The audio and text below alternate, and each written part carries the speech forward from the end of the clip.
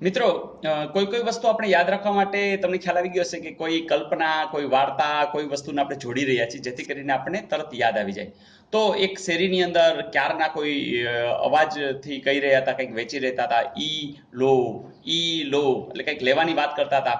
બહાર જઈને પિન્ટુએ જોયું તો એ અરીસા વેચતા હતા, સરસ મજાના અરીસા હતા. એમાં એને નજર કરી કે આની ખાસિયત શું છે, તો એમાં એક સ્ટીકર હતું, એમાં ઇલોરા એવું લખેલું હતું. એટલે એને લઈ તો લીધું. તો તમે કહેશો કે આ શું છે? તો અહીંયા એણે જોયું કે ભાઈ આ ઈલોરાનું ચિત્ર શું કામ છે? તો એ કે તમે જોશો તો અહીંયા ઈ પણ આવી રીતે લખેલો છે. તો તમે અરીસામાં જોશો ને તો તમને દેખાશે કે આ જે અક્ષર છે અહીંયા તગડો દેખાતો હશે અને આ ચોગડો.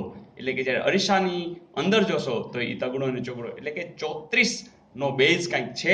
અને આ રા તો એમાં યાદ રાખશું કે રાષ્ટ્રકૂટ રાજાની વાત છે.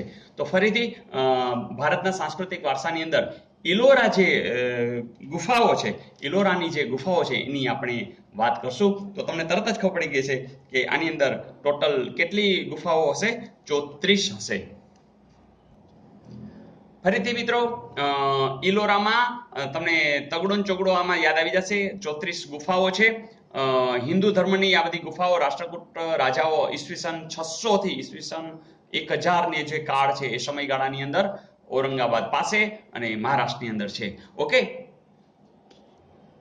મિત્રો, આ જે 34 ગુફાઓ છે એના 3 સમૂહ પાડી શકાશે. બરોબર અડધા એટલે કે 17 ગુફાઓ તો છે ને એ હિન્દુ ધર્મની છે, બરાબર, અને 5 ગુફાઓ એ છે ને જૈન ધર્મની છે. તો 17 ને 5 22 એટલે કે બાકીની જે 12 ગુફાઓ છે એ બૌદ્ધ ધર્મને લગતી છે. તો મિત્રો ફરીથી કે આ 34 છે એમાંથી 17 કેની છે? હિન્દુ ધર્મને લગતી છે. 5 છે એ જૈન ધર્મને ગુફાઓ છે અને 12 છે એ બૌદ્ધ ધર્મ. એટલે કે આ તમે જે ટોટલી જે ઇલોરાની 34 ગુફાઓને 3 ધર્મના રૂપે તમે એને સમૂહના ભાગમાં તમે એને વહેંચી શકો છો. મિત્રો, કોઈ પૂછે કે તમે ક્રમની દ્રષ્ટિએ કહી શકો? તો હા, કહી શકાય. તમે જ કહો કે 1 2 3 4 5 6 એમ 12 નંબર સુધી કોણ હશે? બૌદ્ધ. બરાબર, તો બૌદ્ધ ધર્મની ગુફાઓ છે. તો અહીંયા આપણે છેલ્લી કઈ હશે? તો 34, પછી 33, 32, 31 અને 30. તો આટલી હશે, 30, 31, 32, 33 ને 34. એ પાંચે પાંચ શેની હશે? જૈન ધર્મની. તો બાકીની કેટલી વધી? 13 થી 29. તો આ 13 થી 29 છે એ હિન્દુ ધર્મની જે ગુફા મંદિરો હશે.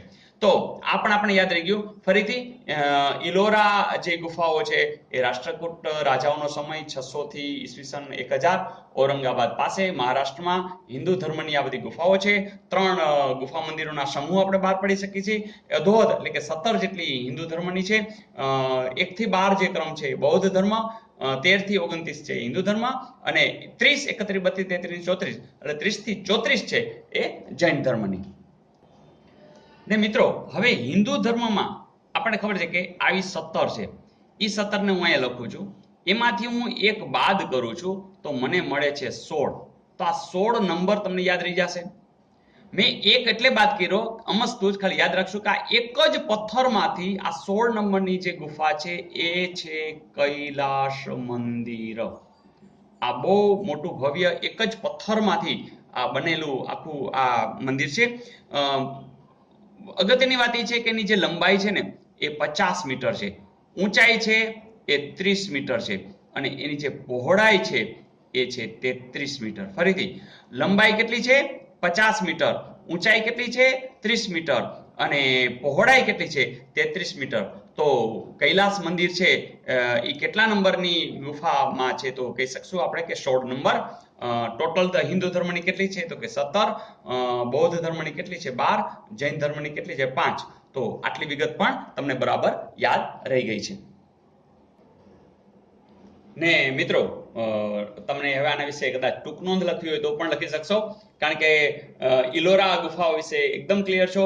મહારાષ્ટ્રમાં રાજ્યમાં આવેલ છે, ઔરંગાબાદ પાસે છે. આ જે ગુફાઓ છે 600 થી ઈસવીસન 1000 સુધીમાં રાષ્ટ્રકૂટ રાજાઓના સમયની અંદર નિર્માણ થયેલી છે. હિન્દુ ધર્મની આ બધી ગુફાઓ છે.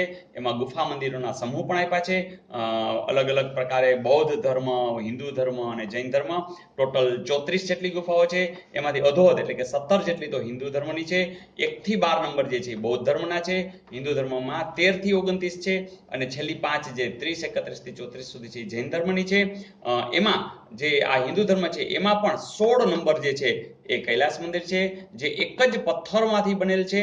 એની અંદર જોવા જેવું શું છે તો એ મંદિરના તમે દરવાજા જુઓ, ઝરૂખા જુઓ, સુંદર સ્તંભ જે જુઓ, એની જે કલાત્મક કોતરણી જુઓ તો એ અદ્ભુત છે. એની એ મંદિરની જો લંબાઈની વાત કરીએ તો 50 મીટર છે, ઊંચાઈ છે એ 30 મીટર છે, એની પહોળાઈ છે એ 33 મીટર છે. ટૂંકમાં કહીએ તો ભારતનો ધૈર્યવાન પરિચય છે એ આ તમને ઇલોરાની ગુફાઓ બતાવી રહી છે. ડિટેલમાં જોઈએ તો ઇલોરાની અંદર જે અજોડ કલાત્મક સર્જન છે એ ઉડીને આંખે વળગે એવું છે. એમાં બીજી રીતે કહીએ તો એ 3 ધર્મોનો જે એક સંગમ સ્થાન રૂપે એ પવિત્ર સ્થાન છે. તકનીકીની દ્રષ્ટિએ પણ અજોડ છે અને પ્રાચીન સ્થાપત્ય તરીકે પણ બેનમૂન આ ઉદાહરણ છે. ઓકે મિત્રો, તો ધારો કે તમને હજી યાદ નથી રહ્યું, કંઈ વાંધો નહીં, આ 5-7 મિનિટના વિડીયોને બીજી વાર, ત્રીજી વાર જોઈ લેજો. પણ આની જો ટૂંક નોંધ પૂછાય અથવા તો આમાંથી કોઈ MCQ પૂછાય તો તમને જરૂરથી આવડી જશે. Okay, all the best. મિત્રો, આ ટોપિક ધોરણ 10માં પણ આવી રહ્યો છે, તો તમે તમારા મિત્રોને પણ જરૂરથી આ શેર કરજો અને તમને જે કંઈ ગમે એ જરૂર કોમેન્ટ કરજો. Okay, all the best.